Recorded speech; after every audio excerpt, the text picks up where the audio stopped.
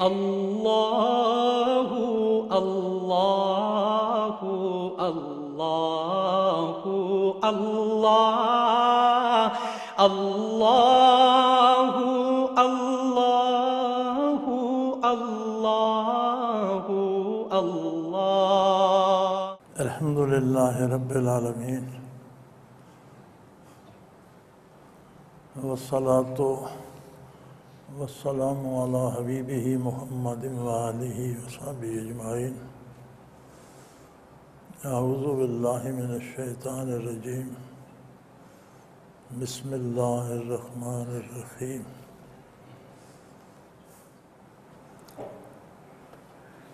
وعلمک ما لم تعلم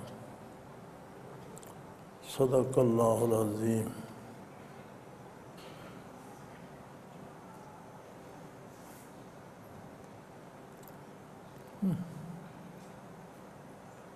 پہلی وحی میں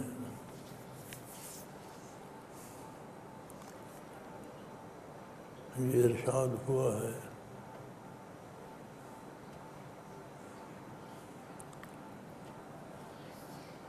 اللہ کریم نے اپنا احسان بیان فرمایا ہے کہ انسان کو وہ چیزیں تعلیم فرمائیں جو وہ نہیں جانتا تھا۔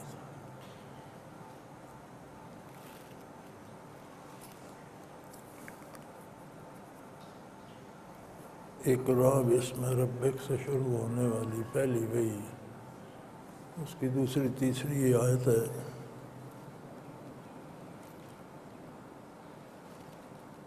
علوم کا منبع و مخزن جو ہوتے ہیں وہ انبیاء علیہ السلام ہوتے ہیں۔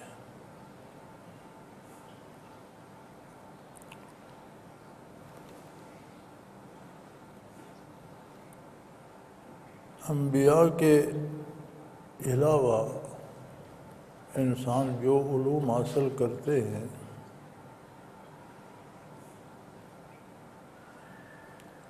وہ صرف مادی چیزوں کو مختلف انداز میں جوڑ کر ان کی مختلف صورتیں بنانا، کھانا پینا استعمال کرنا، اس سے آگے دنیاوی علوم نہیں جاتے۔ کوئی کتنا بڑا فاضل ہو دنیاوی علوم میں، کسی شعبے میں بھی ہو، تو اس شعبے میں مادی چیزوں کے استعمال یا ان کی ترتیب یا ان کے بنانے سے آگے نہیں جائے گا۔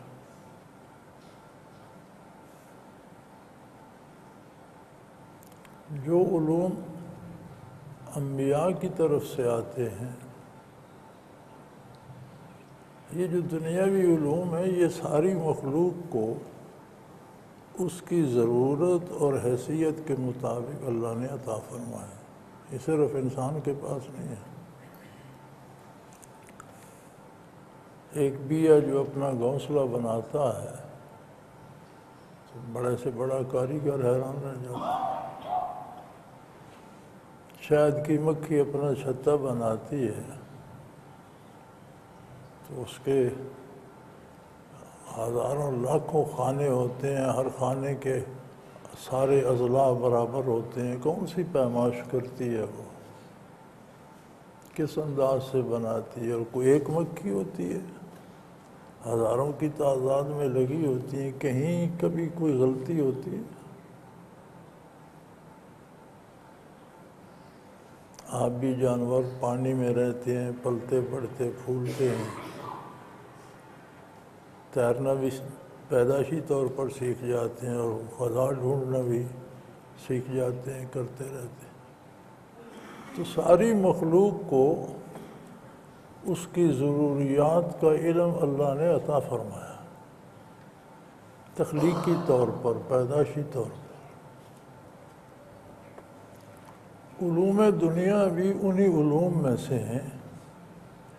انسان کی ضروریات چونکہ باقی مخلوق سے یہ اعلیٰ مخلوق ہے، اس کی ضروریات بھی باقیوں سے اعلیٰ ہیں۔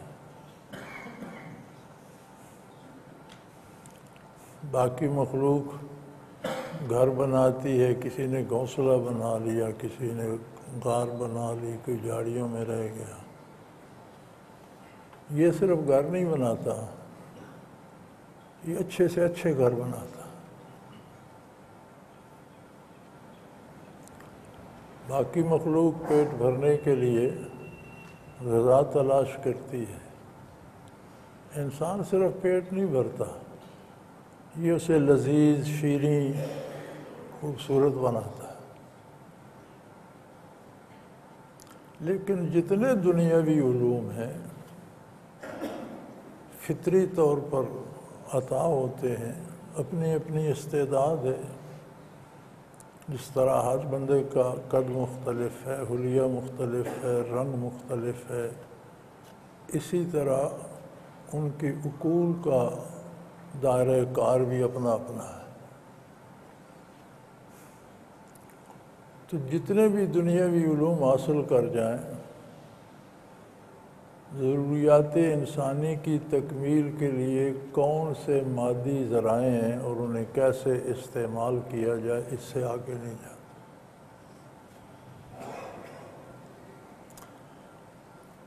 حقیقی علم جس کی انسان کو بحیثیت انسان ضرورت ہے، وہ انبیاء علیہ السلام سے ملتا۔ انسان بحیثیت انسان کیا ہے، اس کی عظمت کیا ہے، کون سی بات اسے اس کی تباہی کیا ہے، اس کی زندگی کیا ہے، اس کی موت کیا ہے۔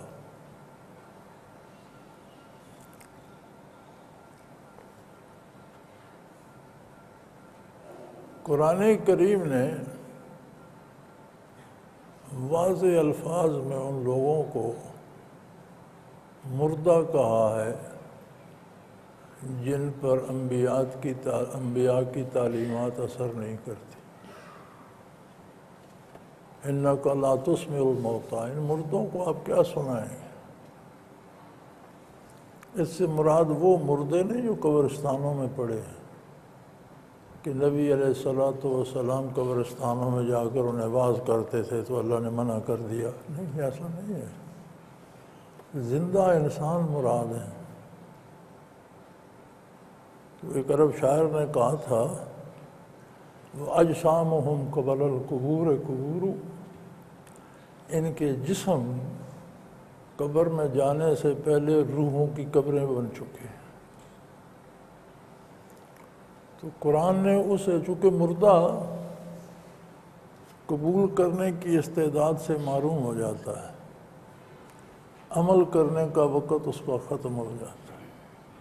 مر جانے کے بعد آپ تبلیغ کرتے رہیں، اسے کوئی فرق نہیں پڑتا، اس میں وہ استعداد ہی نہیں کہ انکار کرے یا اقرار کرے، اس میں اب وہ استعداد بھی نہیں کہ اس پر عمل کرے۔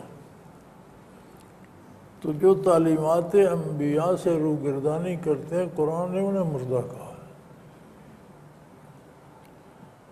اور جو لوگ علوم انبیاء کے وارث ہوتے ہیں اور اس کے اعلان کے لیے، اس کے آگے چلانے کے لیے، اس کو قائم رکھنے کے لیے جانیں دے دیتے ہیں، قتل ہو جاتے ہیں، فرمایا وَلَا تَقُولُوا لِمَن يُقْتَلُ فِي سَبِيلِ اللَّهِ أَمْوَاتٌ، جو اللہ کی راہ میں قتل ہو جاتے ہیں انہیں مردہ نہ کہو، بل احیاء، وہ زندہ ہیں۔ لیکن کتنا فرق ہے ہماری سمجھ میں اور قرآن کے بتانے میں۔ دوسری جگہ ارشاد ہوتا ہے وَلَا تَحْسَبَنَّ الَّذِينَ قُتِلُوا فِي سَبِيلِ اللَّهِ أَمْوَاتٌ، یہ خیال بھی مت لاؤ دل میں کہ جو اللہ کی راہ میں قتل ہو گیا یہ مر گیا۔ یعنی فزیکلی مادی جسم کے طور پر جن کی موت واقع ہو چکی ہے، قتل ہو چکے ہیں، بدن کے پرخچے اڑ گئے، جنازہ پڑا گیا، زیر زمین دفن ہو گئے، اللہ فرماتا ہے زندہ ہیں۔ احیاء عند ربہم یرزقون، اپنے رب کے پاس ہیں، کھاتے پیتے ہیں، تمہاری طرح انہیں بھی نعمتیں ملتی ہیں، کھاتے پیتے ہیں۔ دوسری طرف زمین پر چلتے پھرتے لوگوں کو کہتا ہے یہ مردے ہیں، آپ انہیں کیا سنائیں؟ تو اگر علوم انبیاء سے کچھ نصیب نہ ہو تو اس شخص کی حالت ایسی ہے جیسے کہ مردہ چل پھر رہا ہو۔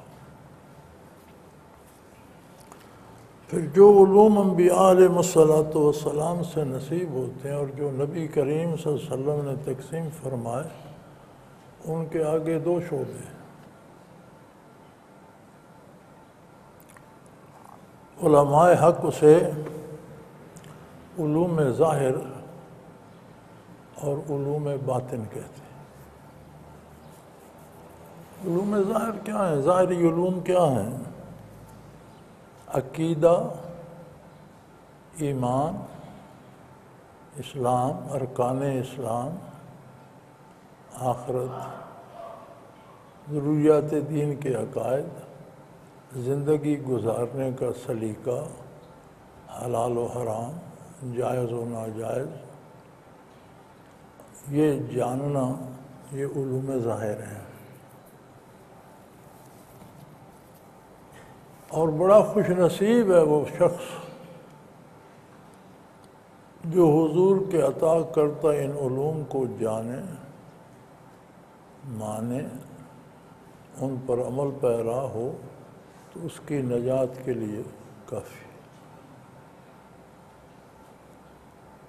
من زحزح عن النار ودخل الجنت فقد فاز، فرمایا جو دوزخ سے بچ کر جنت چلا گیا جیت گیا،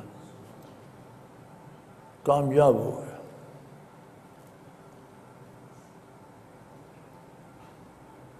علوم باطنی کیا ہے؟ کوئی اور علم ہے، کوئی اور بات ہے؟ علوم باطن کہتے ہیں اسی ظاہری علم کے الفاظ کو علوم ظاہر کہتے ہیں، اور ان الفاظ سے جو کیفیات پیدا ہوتی ہیں اسے علوم باطن کہتے ہیں۔ الفاظ وہی ہیں محمد الرسول اللہ صلی اللہ علیہ وسلم کے، الفاظ وہی ہیں قرآن کریم کے، اللہ کے کلام کے، کردار وہی ہے جو حضور نے تعلیم فرمایا۔ آپ سادہ سی مثال سے جان سکتے ہیں کہ بعض اوقات ہم بڑی لمبی تقریر سنتے ہیں کسی کی تو کوئی فرق نہیں پڑتا، ٹھیک ہے جی تقریر ہوگی، جلسہ ہوگا۔ بعض اوقات ایک جملہ سنتے ہیں تو پھڑک اٹھتے ہیں کہ سبحان اللہ، کیا جملہ تھا۔ یہ جس جملے نے ہمیں تڑپا دیا، اس کی کیفیت ہمارے دل پر گئی۔ وہ ساری تقریر جسے ہم نے بہت اچھا بھی کہہ دیا، اس کی کیفیت کوئی نہیں بنی، اس لیے ہم نہیں تڑپے۔ ایک بندہ گالی دیتا ہے، اگلے کا چہرہ سرخ ہو جاتا ہے، مارنے کو دوڑتا ہے۔ اس گالی میں جو کیفیت تھی وہ اس کے دل پر گئی۔ ایک بندہ خوبصورت شعر پڑھتا ہے، اچھی لے میں پڑھتا ہے، اگلا اشش کر اٹھتا ہے، وہ جو اس میں کیفیت تھی وہ دل میں ہے۔ علوم قرآن اور ارشادات نبوی علیہ السلام کی کیفیت کو دل میں اتارنے کا نام علوم باطنی ہے۔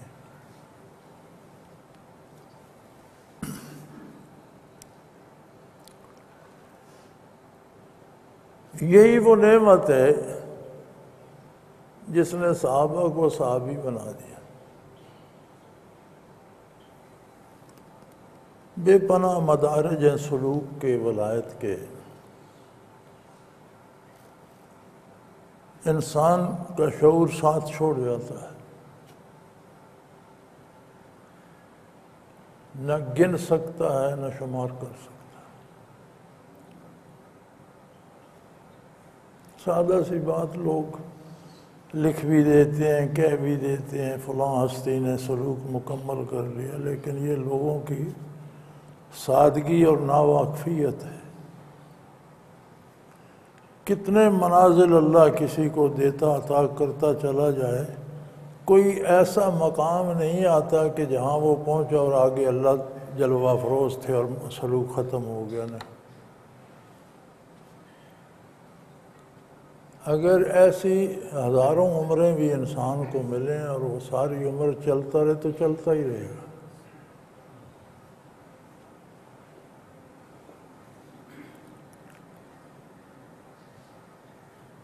ساری دنیا کے لوگ اگر ولی اللہ ہو جائیں تب تابعی کی خاک کو نہیں ملتا. اس کا مقام بلند ہے. اس نے تابعین کی صحبت پائی. کہاں سے لائیں گے یہ؟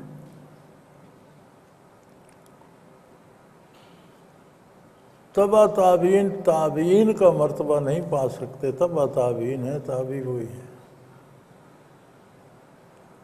تابعی وہ ہے جس نے کسی صحابی کی صحبت پائی. تو ساری دنیا کے لوگ ولایت کی اعلیٰ منازل پہ بھی چلے جائیں تو ایک صحابی کے جوتے کی خاک کے برابر. تو نبی علیہ الصلوۃ والسلام سے جس نے سنا صحابی ہو گیا. اتنا بڑا مقام، نہ کوئی مجاہدہ، نہ کوئی محنت، نہ کوئی مشقت.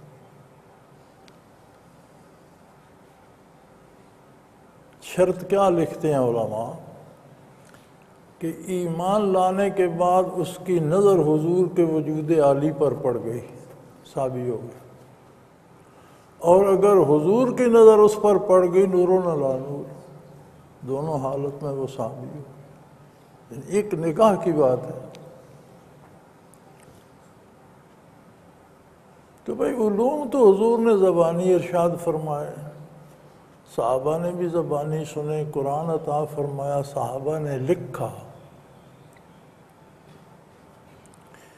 آج تو عجیب عجیب بحثیں ہوتی ہیں نا جی، قرآن فلاں دور میں مدون ہوا اور قرآن فلاں آگے ہو گیا، فلاں پیچھے ہو گیا. انہیں یہ خیال نہیں آتا کہ مکہ مکرمہ میں بھی جو آیت نازل ہوتی تھی ضبط تحریر میں لائی جاتی. 38-39 آدمی مسلمان تھے نا. تو فاروق اعظم رضی اللہ تعالی عنہ کے بہنوئی کو ایک صحابی لکھی ہوئی آیات پڑھا رہے تھے نا. تو کیا یہ اس بات کی دلیل نہیں ہے کہ جو آیت نازل ہوتی تھی ضبط تحریر میں لائی جاتی تھی؟ دوسری بات، جو آیت نازل ہوتی تھی حضور اس کی ترتیب بھی بتاتے تھے.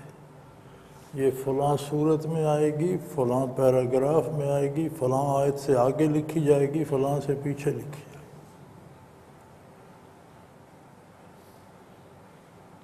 تو حضور کی حیات طیبہ میں قرآن مکمل ہوا.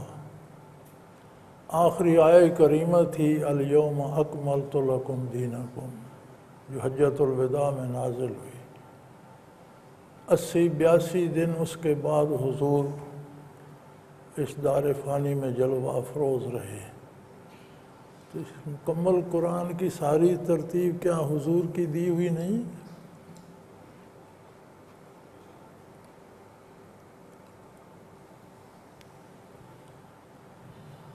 تو یہ سارے علوم جو ہیں ان کی کیفیات اپنی ہیں، نتائج اپنے ہیں. علم ظاہر ہو اور اس پر خلوص سے عمل نصیب ہو جائے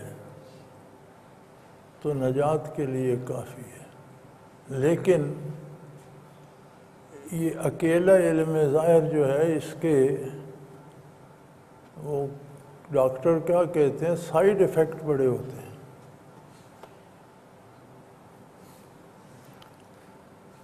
اس کے الٹے نتائج بہت نکلتے ہیں، کیونکہ اس میں ایک خصوصیت ہے.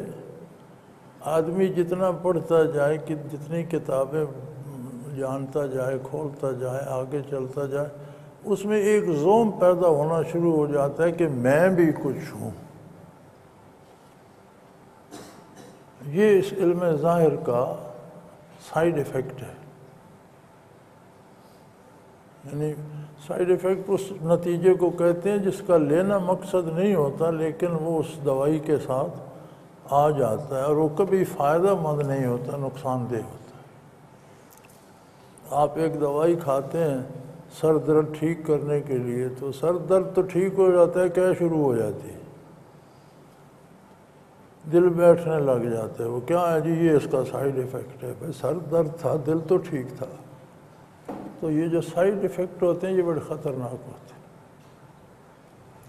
علم ظاہر کا یہ سائیڈ ایفیکٹ ہے کہ جتنا کوئی پڑھتا ہے اتنی اس میں آتی جاتی ہے، اللہ ماشاء اللہ۔ اللہ کے بہت سے بندے ایسے بھی ہیں جنہوں نے بہت سا پڑھا اور عظمت الہی کو مان کر اپنے نہ ہونے پر قائم رہے، لیکن ایسے زیادہ ہیں جن میں انانیت آ گئی، میں آ گئی، میں علامہ ہوں، میں واعظ ہوں، میں مفتی ہوں، میں یہ ہوں، میں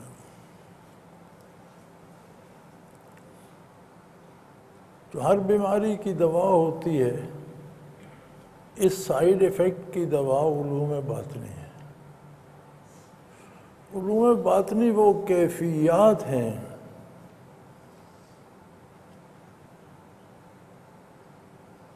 کہ جب آپ کوئی جملہ پڑھتے ہیں، بولتے ہیں، تو اس کی کیفیت بھی دل پہ وارد ہوتی ہے۔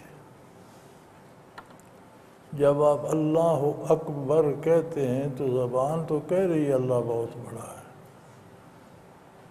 دل پر اس کی بڑائی کی ایک ہیبت بھی آ جائے۔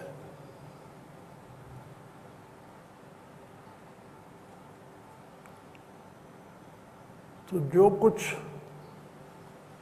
پڑھا جائے اس کی کیفیات کا دل میں آنا، یہ علوم باطنی ہے۔ علوم ظاہر سے الگ کوئی علوم باطنی الگ شعبہ نہیں ہے۔ جس طرح صحابہ صحابی بنے،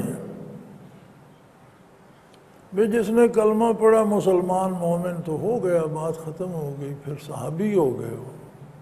صحابیت بعد از انبیاء بلند ترین مقام ہے۔ تو جس نے حضور اکرم صلی اللہ علیہ وسلم کو دیکھا یا آپ کی نظر میں آیا، آپ کے قلب اطہر سے وہ برکات اس کے دل میں آئیں کہ دل زندہ ہو گیا اور وہ کیفیات پانے لگ گیا۔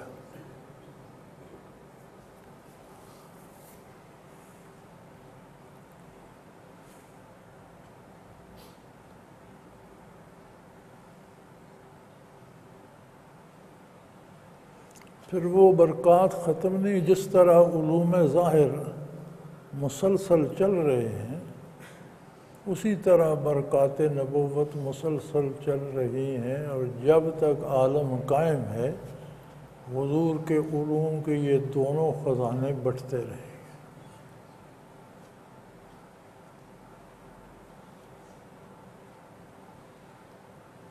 علوم ظاہری جس کے پاس ہوتے ہیں اور علوم باطنی کیفیات نہیں ہو سکتے، ایسے لوگ ملتے ہیں۔ جس کے پاس علوم باطنی ہوتے ہیں لازماً اس کے پاس علوم ظاہر بھی ہوتے ہیں۔ یہ بڑی عجیب بات ہے۔ علوم باطنی کا کوئی اشنا علوم ظاہر سے بے بہرا نہیں ہوتا، اور علوم ظاہر والے سارے باطنی علوم سے بہراور نہیں ہوتے۔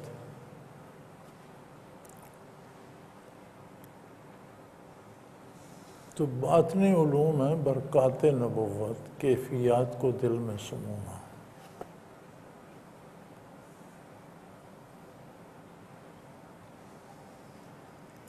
بعض حضرات سمجھ نہیں آتی کیوں، شاید وہی بات ہے، علم ظاہر ہوتا ہے اس میں وہ کہتے ہیں میں بہت بڑا ہوں، اب دوسرا جو کر رہا ہے اس پہ فتویٰ لگا دوں کہ یہ ٹھیک نہیں ہے۔ میں اگلے دن دیکھ رہا تھا کہیں اس میں انٹرنیٹ میں ایک کلپ لگا ہوا تھا، اس پہ لکھا ہوا تھا کہ ان لوگوں کی عبادت دیکھیں.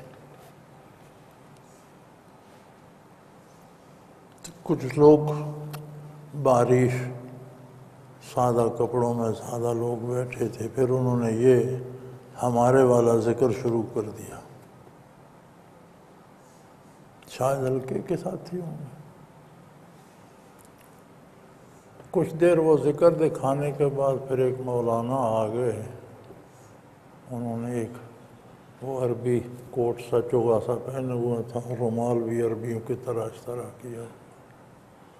انہوں نے پھر بڑی تقریر فرمائی کہ طریق عبادت وہی ہے جو نبی کریم صلی اللہ علیہ وسلم سے ملا. یہ بڑا ظلم کر رہے ہیں، انہوں نے دین کو تباہ کر دیا.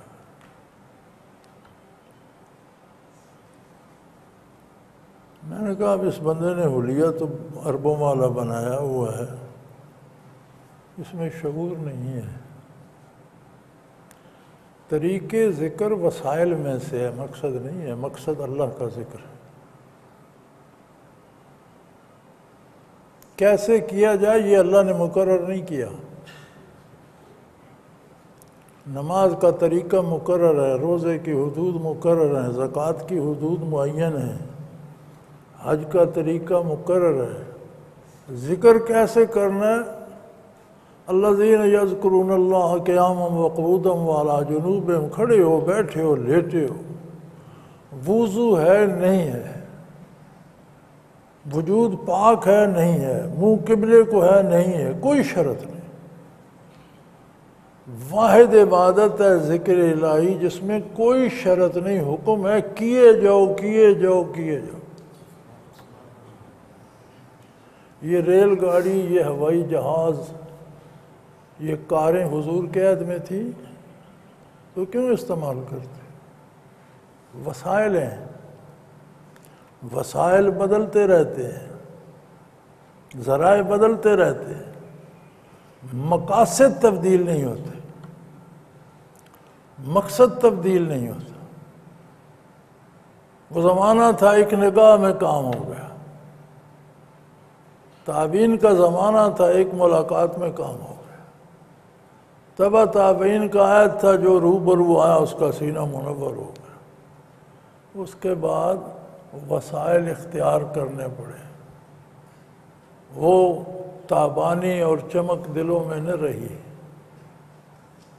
پیدا کرنی پڑی، محنت کرنی پڑی. اب میرا خیال ہے ہماری لائبریری میں بھی کم و بیش 200 کے قریب ایسی کتب ہیں جو اس موضوع پہ ہیں. اور ان میں کتنی کتب میں بہت سے طریقے ذکر کے لکھے ہیں جو مشائخ نے پسند فرمائے اور لوگوں کو تعلیم فرمایا. طریقے ذکر مختلف ہیں، مقصد وہی ہے کہ قلب روشن ہو جائے.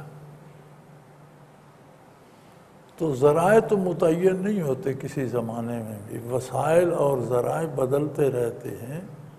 مقصد تبدیل ہو جائے تو غلطی ہوتی ہے، مقصد نہیں بدلتا.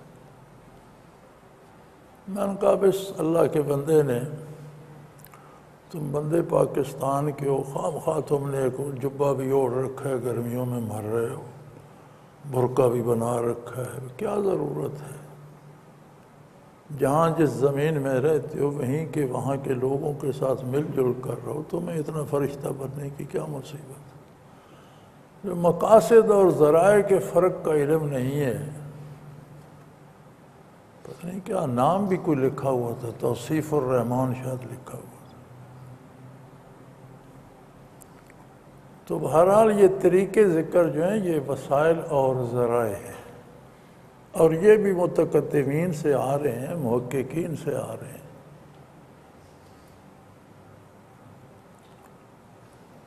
تو ان کا حاصل جو ہے علوم باطنی کا وہ یہ ہے کہ میں کچھ نہیں ہوں، جو کچھ ہے سب کچھ وہ ہے.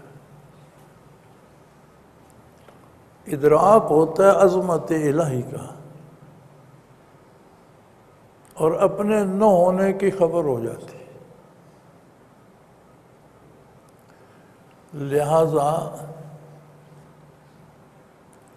احکام باری پہ بیچوں اور چرا پورے خلوص سے عمل پیرا رہتا ہے کہ میری حیثیت نہیں ہے کہ میں ان سے ادھر ادھر ہو جاؤں، اپنی حیثیت کو پہچان لیتا ہے۔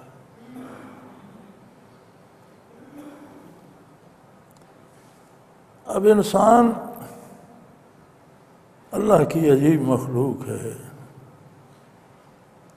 دار دنیا میں ہے، بیچارہ پھنسا ہوا ہے۔ بعض اوقات ایسا بھی ہوتا ہے کہ علوم باطنی آب حیات ہیں، لوگ آب حیات پی کے مر جاتے ہیں، اب یہ سمجھ نہیں آتی کہ یہ کیا ہوتا۔ جو نتیجہ دنیاوی علوم کا تھا کہ میں نے اتنا پڑھا، میں اتنا عالم ہوں، میں اتنا فاضل ہوں، بد نصیب علوم باطنی سے یہ نتیجہ حاصل کر لیتے ہیں کہ میں اب بڑا ولی ہو گیا ہوں اور میں بڑا یہ ہو گیا ہوں۔ یاد رکھیں یہ بڑا خطرناک ہے۔ اگر کوئی شخص اللہ اللہ کر کے آنا میں گرفتار ہوتا ہے تو دنیا کے سب سے موذی مرض میں وہ گرفتار ہے۔ اس کا فائدہ اپنی حیثیت ختم کرنا ہے، اس کا فائدہ یہ نہیں ہے کہ میں پارسا ہو گیا ہوں۔ صوفیاء نے، محققین نے منع فرمایا ہے کہ کوئی کتنا بڑا صوفی بھی ہو جائے اپنا حلیہ نہ بدلے، جو خاندانی ذرائع ہیں جس طرح پہلے رہتا بستا آتا ہے اسی طرح رہے۔ اگر حلیے بدلے گا تو اس میں بھی خطرہ ہے کہ اپنے آپ کو کچھ سمجھ رہا ہے۔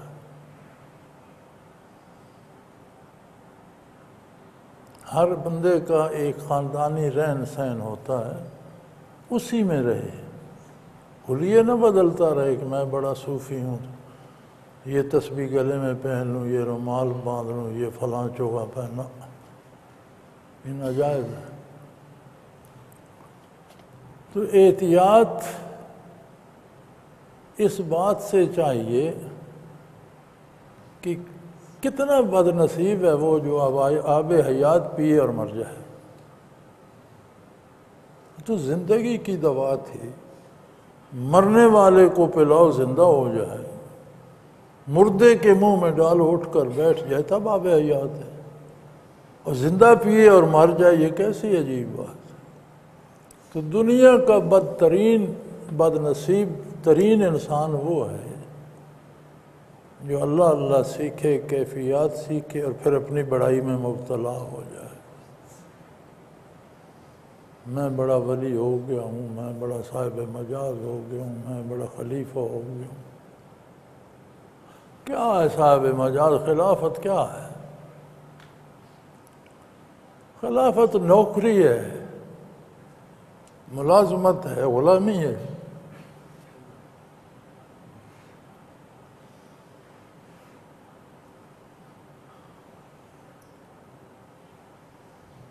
جس نے خلافت دی ہے اس کی برکات کو آگے بانٹنا ہے، ایک نوکری ہے، ایک چوکیداری ہے۔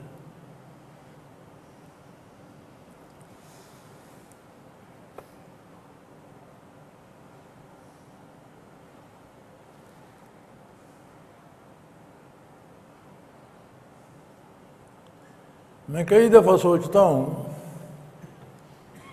کہ خدا نخواستہ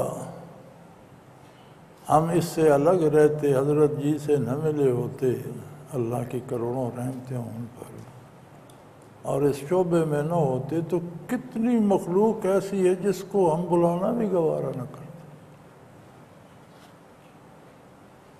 جس کی طرف ہم دیکھنا گوارا نہ کرتے، اپنی کروفر میں رہتے۔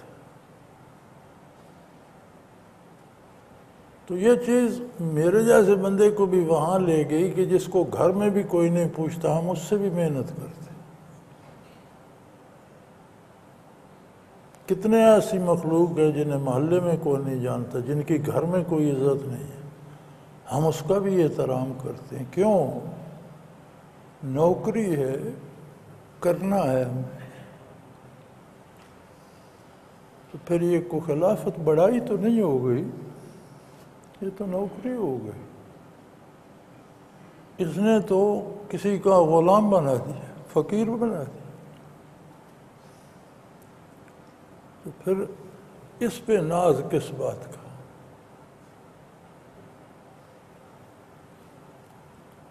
آج پہلا دن ہے، الحمدللہ، اللہ آپ کی محنت قبول کرے اور برکات عطا فرمائے۔ میں اس لیے عرض کر رہا ہوں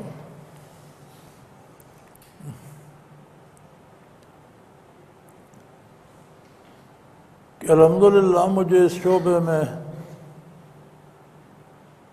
57-58 سال ہو گئے ہیں، 60 برس ہونے کو ہیں۔ میں نے کئی بیڑے ڈوبتے دیکھے،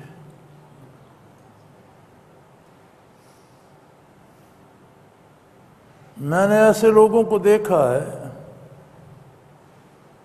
کہ جو مشاہدے کے لیے آنکھ بند نہیں کرتے تھے، دونوں جہاں ان کے سامنے روشن ہوتے، مخاطب ہم سے ہوتے تھے، بات ہم سے کر رہے ہوتے تھے، کوئی آخرت کی برزخ کی بات پوچھو تو وہ بھی بتا دیتے فلاں جگہ برزخ میں یہ ہو رہا ہے، اور آنکھ بھی بند نہیں کرتے۔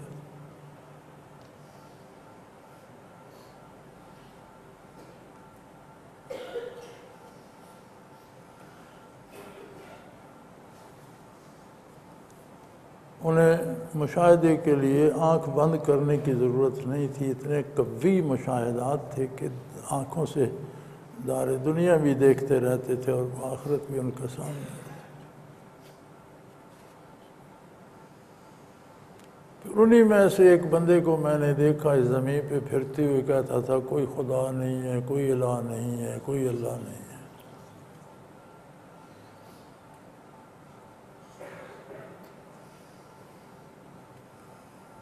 بہت سے واقعات ہیں، کوئی ایک نہیں، بہت سے۔ جب یہ کیفیات پا کر انانیت آتی ہے پھر نہیں بچتا،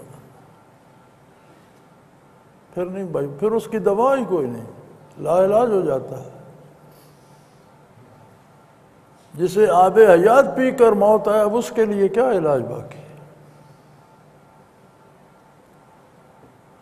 تو اللہ پاک سب کو نصیب فرمائے یہ سارا مجاہدہ، یہ ساری محنت، یہ سارا آنا جانا محض کیفیات قلب کو حاصل کرنے کے لیے ہے، جو برکات اللہ کے حبیب صلی اللہ علیہ وسلم کے قلب اطہر سے تقسیم ہوتی ہے۔ کسی کے باپ کی جائیداد نہیں ہے، گھر سے کوئی کچھ نہیں دیتا، اہل اللہ کے سینے ان کے امین تھے، نسل در نسل منتقل ہوتی رہیں۔ ہم 1450 سال دور ہیں، بڑا لمبا فاصلہ ہے، درمیان میں 14.5 صدیاں حائل ہیں۔ 1450 سال بعد اگر وہ پرتو جمال ہمارے دل میں آئے تو اس سے بڑی بات دنیا میں کیا ہو سکتی؟ علوم مقصد حیات ہیں، اللہ کا انعام ہے، دونوں شعبے نصیب ہونے چاہیے۔ ظاہری علم، کم از کم ضروریات کا علم ہر ساتھی کے پاس ہونا چاہیے۔ فرض کا جاننا فرض ہے، سنت کا جاننا سنت ہے، نفل کا جاننا نفل ہے، واجب کا جاننا واجب ہے۔ اتنا ضرور مطالعہ کریں کہ روزمرہ کی زندگی کے معمولات، حلال حرام جائز ناجائز پتہ ہو۔ اللہ نصیب کرے تو ان کیفیات کو سنبھالیں اور ان کا وہ نتیجہ حاصل کریں جو مقصود ہے، کہ ساری عظمت اللہ کے لیے، اور میں تو ہے ہی نہیں، میں کہاں ہے؟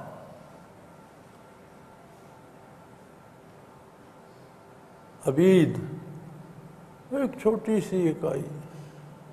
کتنے انسان دنیا میں گزر چکے ہیں، آدم علیہ السلام سے لے کر آج تک ہم اگر صفر اپنے لیے اشاریہ 0.01 لکھنا چاہیں تو میرا خیال ہے ساری زندگی صفر ہی لکھتے رہیں گے، ایک کی باری نہیں آئے گی۔ تو انسان تو نہ ہونے کے برابر ہے۔ انسان کی قدر و قیمت ان تجلیات باری سے ہے، ان برکات نبوت سے ہے جو اس کے دل میں آ جاتی۔ تو اللہ کریم نصیب فرمائے، قبول فرمائے، ان باتوں کا احتیاط رکھیں۔ کسی ساتھی کا سوال بھی ہے، سورہ واقعہ میں ہے کہ تم 3 قسم کے ہو جاؤ گے، دائیں ہاتھ والے، بائیں ہاتھ والے اور آگے بڑھنے والے۔ میرے بھائی یہ تو ہر قرآن کے حاشیے میں بھی ترجمے کے ساتھ لکھا ہوتا ہے۔ دائیں ہاتھ والے وہ لوگ ہیں جو صاحب نجات ہوں گے۔ وَمَنْ زُحْزِحَ عَنِ النَّارِ وَدَخَلَ الْجَنَّةَ فَقَدْ فَازَ، وہ کامیاب ہوں گے۔ بائیں ہاتھ والے وہ ہوں گے جو گرفتار عذاب ہوں گے، جنہیں دوزخ جانا۔ آگے بڑھنے والے یہ وہ لوگ ہوں گے جن کے پاس علوم ظاہر کے ساتھ کیفیات قلبی بھی ہیں۔ ان کا مرتبہ صرف نجات نہیں ہوگا، ان کا مرتبہ قرب الہی ہوگا۔ تو اپنے اپنے مدارج ہیں، علوم ظاہری کسی کے پاس ہیں، ان پر عمل کرتا ہے اور دنیا سے گزر جاتا ہے، وہ دائیں ہاتھ والوں میں ہوگا۔ اللہ قبول کرے تو کفر کرتا ہے، برائی کرتا ہے، بائیں ہاتھ والوں میں، جہنم والوں میں ہوگا۔ جو اللہ کے لیے اللہ کی بارگاہ کی طلب لے کر، اللہ کے قرب کی طلب لے کر زندگی گزارتا ہے، وہ آگے بڑھنے والوں میں چلا جائے گا۔ ثُلَّةٌ مِّنَ الْأَوَّلِينَ وَقَلِيلٌ مِّنَ الْآخِرِينَ۔ آپ نے اگلی آیت نہیں پڑھی اس کے ساتھ؟ قرآن کہتے ہیں پہلوں میں صحابہ کرام، تابعین، تبع تابعین میں ثُلَّةٌ، گروہ در گروہ ہوں گے آگے بڑھنے والے، قلیل من الآخرین، اور بعد میں آنے والی امت میں سے کوئی نکلے گا۔ وآخر دعوانا ان الحمدللہ رب العالمین۔ الا اللہ، الحمدللہ رب العالمین والصلاة اللہم ربنا لا تقتلنا بغضبک ولا تہلکنا بعذابک واعف عنا قبل ذلک۔ اللہم ربنا لا تسلط علینا من لا یرحمنا، انت ولینا فی سفرنا وحضرنا فی مالنا وحالنا، توفنا مسلمین والحقنا بالصالحین۔ وصلی اللہ تعالی علی حبیبہ محمد برحمتک یا رب۔ اللہ اللہ اللہ اللہ اللہ اللہ اللہ اللہ۔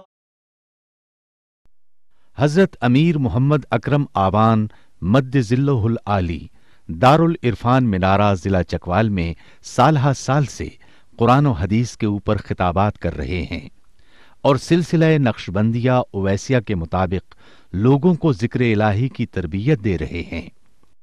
وہ قرآن پاک کی تفسیر ترتیب وار بیان کر رہے ہیں۔ تفسیر قرآن کو وہ موجودہ ملکی اور بین الاقوامی حالات کے مطابق بیان کرتے ہیں۔ موٹر وے سے کلر کہار کے انٹرچینج سے نکلتے ہوئے، کلر کہار کی جھیل سے ہوتے ہوئے میانی، بوچھال اور نور پور سے گزرتے ہوئے دارالعرفان منارہ پہنچ سکتے ہیں۔ حضرت امیر محمد اکرم آوان نے بچیوں اور بچوں کی دینی اور دنیاوی تعلیم کے لیے سقارہ اکیڈمی کے نام سے ایک درسگاہ بھی قائم کی ہے، جس کا افتتاح ملک پاکستان کے صدر جنرل محمد ضیاء الحق نے اپنے دست مبارک سے کیا تھا۔ وہ تمام احباب جو اسلام کی طلب رکھتے ہیں ان سے گزارش ہے کہ دارالعرفان منارہ ضلع چکوال میں امیر محمد اکرم آوان صاحب کے خطابات سے مستفید ہوں۔